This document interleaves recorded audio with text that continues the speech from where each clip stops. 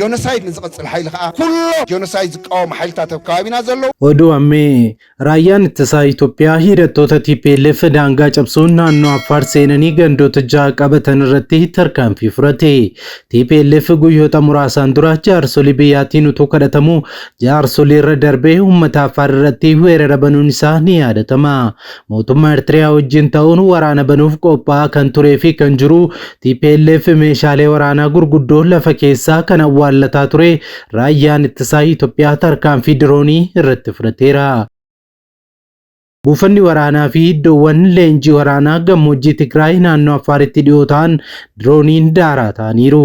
Dadhabbiin jeneraalota Tigraay bishaan dhugeera. Dirooniin waraanaa raayyaa ittisaa Itoophiyaa jeneraalota waraanaa humnoota Tigraay ajajaa turanii fi leenjii kennaa turan haleelaniiru. Kana malees meeshaalee waraanaa gurguddoo inni qabu diroonii kanaan haleelameera. Kisaaraa guddaanis mudateera. Tarkaanfichaan booda hooggantoonni TPLF gubbaadhaa hanga godaatti jiran wacaa addaa naaf birmadhaa jedhu keessa jiru.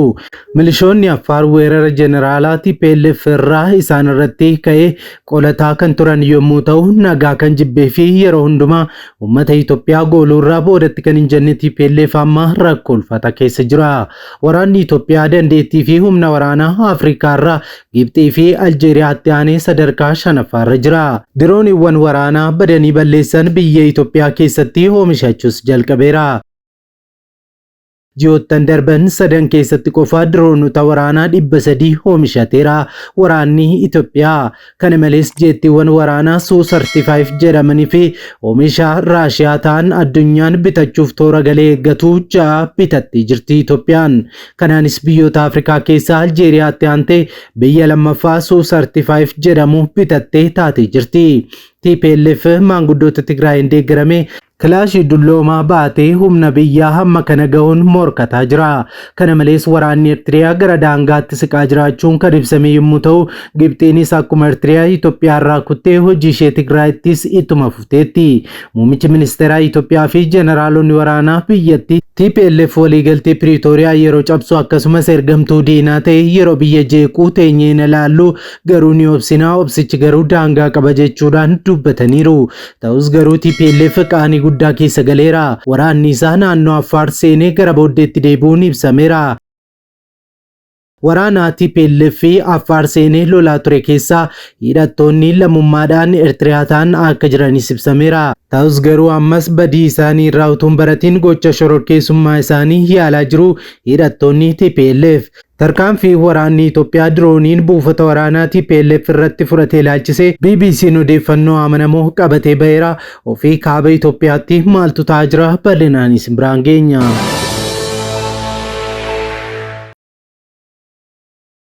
Nagaa faraarri waaqayyoo bakka jirtanitti hunduma keessaniif haa baay'atu. Akkam jirtu daawwattoota Kiristiyaan Miidiyaa.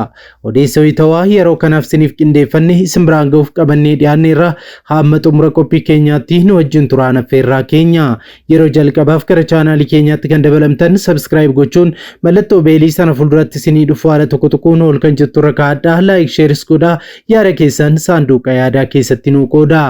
Kana akka gootaniin qophiileen karaa miidiyaa keenyaa yeroo hundumaa gadhiifaman hunduma dursanii akka isin qaqqabaniif isin gargaara. Kallattiin gara oduu keenya ammeetti wal wajjin dabarru.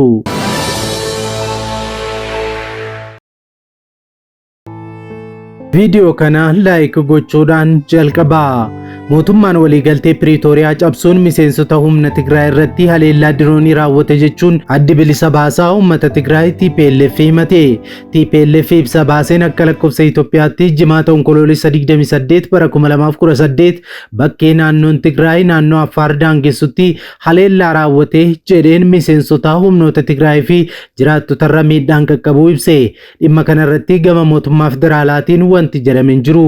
Dubbiin kun yeroo humnooti Tigraay gara naannoo Affaaritti seenuun haleellaa raawwatan jechuun himannaan irratti dhiyaatetti dhaga'ame. Walimannaan gama kaaba biyyattiitiin dhaga'amaa jiru walitti bu'insatti akka hin seenne sodaatameera. himannaa haleellaa diroonii raawwatu BBC'n qondaala olaanaa nageenya Tigraay irraas odeeffadheera jedheera.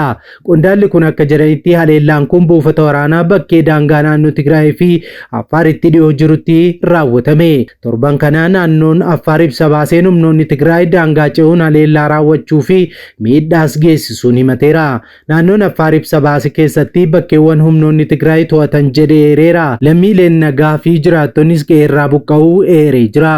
Akka qondaalli nageenyaa Tigraay BBC'n dubbisee maqaa isaanii dhokfachuuf fedhan jedhanitti haleellaan diroonii raawwate jiran namaa fi qabeenyarraa miidhaa xiqqoo qofaa geessee jedhaniiru. Bakki haleellaan raawwate jedhame kun Milkaa akka jedhamu daangaa Affaaritti dhiyoo akka ta'ee fi haleellaan kunis buufata waraanaa irratti kan xiyyeeffate akka ta'e himaniiru. Qondaalli kun mootummaan federaalaa haleellaa raawwachuun waliigaltee Piriitooriyaa cabsee jechuudhaan himateera. Ofii isaaniitii waliigaltee Piriitooriyaa cabsanii yeroo biyyoota ollaa yookaan bulchiinsa naannoo Affaar irratti weerara labsan garuu daangaa Piriitooriyaa cabsuu hin ibsine. Bakki haleellaan diroonii itti raawwatame jedhame kun bakkee dhiyoo naannoon Affaar haleellaan nurratti raawwate jedhanitti akka dhiyaatu BBC'n odeeffateera.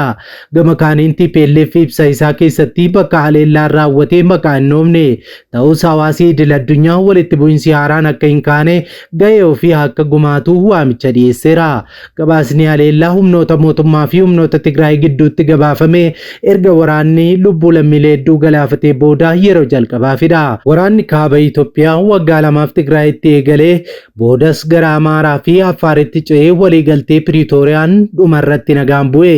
Haa ta'u malee mootummaan Itoophiyaa fi TPLF tokko isaanii isa kaaniin waliigaltee cabseera jechuun himatu. Osoo kun kanaan jiru walitti bu'iinsii fi haleellaan kan nagahame. Tibbana ajajaan olaanaa raayyaa ittisa biyyaa Itoophiyaa Fiild Maarshaal Biraanuu Juulaa TPLF qocolloo taasisee ture waraana eegaluuf gahaa ture garuu nagaaf dursa kennine jechuun isaanii ni yaadatama. Haa ta'u malee hunduu daangaa qaba jechuun qofaa keenya waraana hambisuu hin dandeenyu jechuun akeekkachiisaniiru. Fiild Maarshaal Biraanuu Juulaa yaadannoo haleellaa ajaja kaabaa waraanaa Itoophiyaa waggaa 5ffaa sababeeffachuun ergaa dhaamaniin kana dubbatanii. Dubbiin Fiild Maarshaal Biraanuu Juulaa kun yeroo kaaba Itoophiyaa muddamni ammaatetti dhagahame. Torbaniin duraa gartuuwwan humnooti haaraa mareet jechuun socho'an Maqalee fi Toonsaarraa ka'an bakkeewwan dedderbaan Tsaaftii fi Gabraga'oo jedhamanitti jeequmsa uumuuf yaaluu ibseera. Haa ta'u malee keessoon mariin hiikuuf jecha dhimma kana uummataaf ifa gochuurraa of qusachuu dubbataa ibsi bahe. Haa ta'u malee naannoon Affaar ibsa baaseen humnooti Tigraay nutti ce'anii haleellaa raawwatu jedhu eeruun kun bu'uura uumaatu hin qabu jedhaniiru. Gama kamiinuu daangaa Affaar Tigraay cabee hin jiru jedha ibsi TPLF'n bahe kun. Naannoon Tigraay ibsa baaseen yaalii keessos ta'ee alaa kamiyyuu haala rakkisaa jiru fayyadamuun Tigraay jeequuf lola kaasuun yookaan naannicha adda waraanaatti jijjiiruuf yaalii taasifamu kamuu cimsinee akeekkachiisna jedheera. Naannichi ibsa isaa keessatti rakkoon Tigraay qunnamee Tigraay fi dhalattoota Tigraayin furamuu qaba jedhee akka amanu ibseera. Mootummaa federaalaa waliin hariiroo cimsuu fi waliigalteen Piriitooriyaa osoo hin turin akka hojiirra oolu gochuuf qophii ta'us ibsaniiru. Naannoon Affaar gareen humnoota TPLF irraa ta'e daangaa Affaar seenuun meeshaalee gurguddaan haleellaa raawwachuun himateera. Naannoo Affaaritti bulchaan aanaa Magalee Abdusheek Biraa BBC'tti yoo dubbatan akkas jedhan. Sa'aatii 12 irraa kaasanii meeshaalee waraanaa gurguddoo uummatatti darbachuu jalqaban. Humna guddaa waan qabuuf moortarii fi zuutweeniisrii fakkaata. Uummanni sagalee dhukaasaa kanaan rifatee bakka sana baqateera garuu citanii kan hafan jiru jechuudhaan himate. Humnoonni isin jettan kun hangam guddaadha yookaan baay'inni isaanii hangam ta'a jedhanii kan gaafataman bulchaan aanaa Magaalee kun akkas jechuun deebii kennan. Akkaan baay'eedhaan lakkoofsaan kana jedhamee ibsamuu baatus bakka sana dhuunfatanii jiru gandi sun baay'ee bal'aadha. Gandoota baay'ee qabas jechuudhaan ibsaniiru.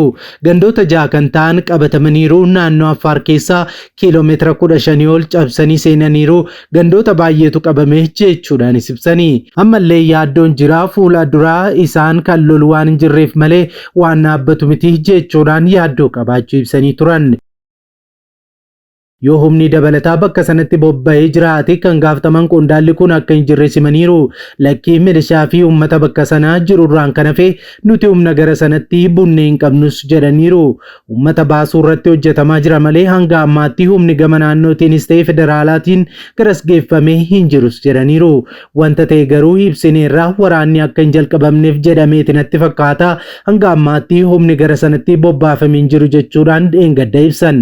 Ergasii booddee waraanni Tigraay kun dachee Affaar ergaa weeraruu itti fufee booda tarkaanfii mootummaan federaalaa fudhateen raayyaan ittisa biyyaa dirooniidhaan tarkaanfii fudhachuun ibsame. Kanaan dura TPLF mootummaan federaalaa marii siyaasaa gaggeessuun rakkoowwan jiran furuurraa Affaarii fi gama lixa Tigraay hidhattoota leenjisuu deeggaraa jira jechuudhaan himateera. Humnoota Tigraay keessaa bahanii TPLF irraa cabanii waraana ofii ijaaraa kan jiran Birgeeder Jeneraal Gabra Egzaabeer Bayyanaa yookaan Waddii Anxuruu waan haaraa uumuuf gara gammoojjii akka seenan ibsaniiru. Jeneraalichi BBC Afaan Tigriffaa waliin turtii taasisaniin waan haaraa jedhan yeroo ibsan humna paartii irraa yookaan TPLF irraa adda ta'e uumuuf socho'aa akka jiran dubbataniiru. TPLF kuffisuuf yaada akka qaban kan dubbatan jeneraalichi paartiis ta'e mootummaa waraanaa hundeessinu hin qabnus jedhaniiru. Naannolee Affaarii fi Tigraay keessatti waraana kutaa waraanaa 4 qabu hundeessuu isaanii himaniiru. Dhaabi TPLF hidhattoonni kun mootummaa federaalaan akka tumsa argatan himatus jeneraal Haalonni hidhattoota kana hoogganan garuu ni waakkatu. Teessoon isaanii Affaarii fi Tigraay ta'uu kan ibsan Jeneraal Gabra Egzaabeer gara Affaar gadi buunee akka ijaaramnuuf sababii ijoon Affaarii fi Tigraay maatii tokko waan ta'aniifidhas jedhaniiru. Nu dhibee ture qaamoleen naannawaa kana jirru haa gurmoofnu moo bakka tokkotti wal haa geenyu jennee wal gaafannee wal haa geenyu jedhanii turan. Kun bar waan guddaa miti, qarqara Tigraay irra jirraa eeyyama gaafachuun nurra hin jiraatus jedhanii turan. Adda waraanaa 4 irraa loltoota qabaachuu kan ibsan Jeneraal Gabra Egzaabeer yookaan Waddii Anxuruu humni keenya guddaan Tigraay keessatti argamas jedhaniiru. Hariiroo mootummaa federaalaa waliin qaban gaafatamanii akka as jirru ni beeku jechuudhaan deebisan.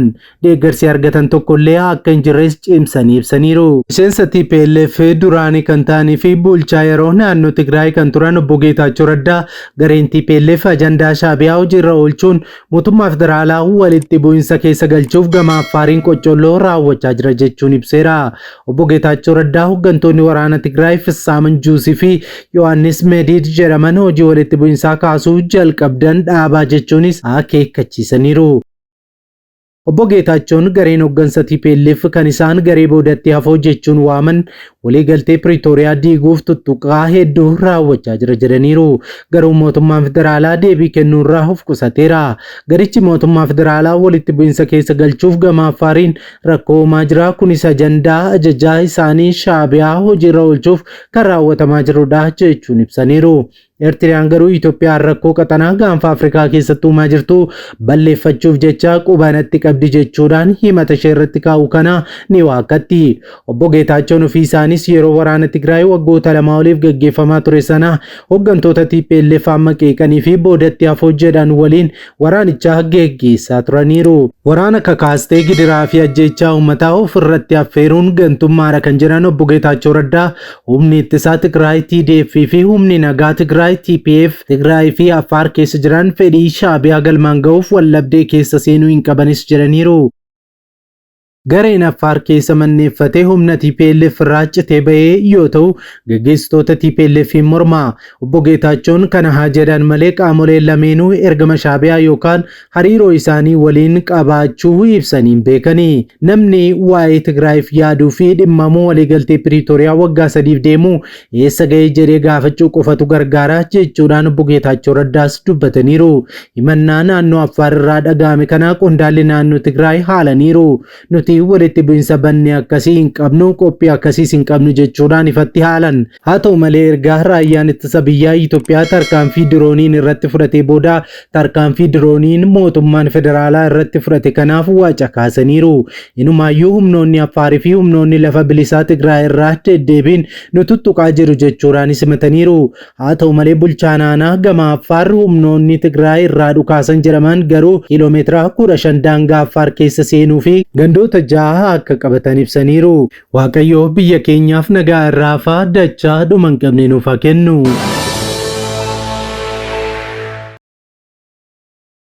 Egaan daawwattoota Kiristiyaan Miidiyaa odeessoo itawaanu yeroo kanaaf siniif qindeeffannee kanneen hanga ammaatti daawwattanidha. Waan daawwattaniif ulfaadhaa jechaa qophii keenya walakkaatti kan nutti dabalamtan subscribe gochuun mallattoo beelii sana fuulduratti isinii dhufu ala tokkoon ol kan jettu rakkaadhaa like share godhaa. Sa'aatotaan booda odeeffannoo haaraa fi wayitaawaa gara birootiin hanga deebinee wal arginutti turtii gaarii isiniif haa ta'u nagaan tura.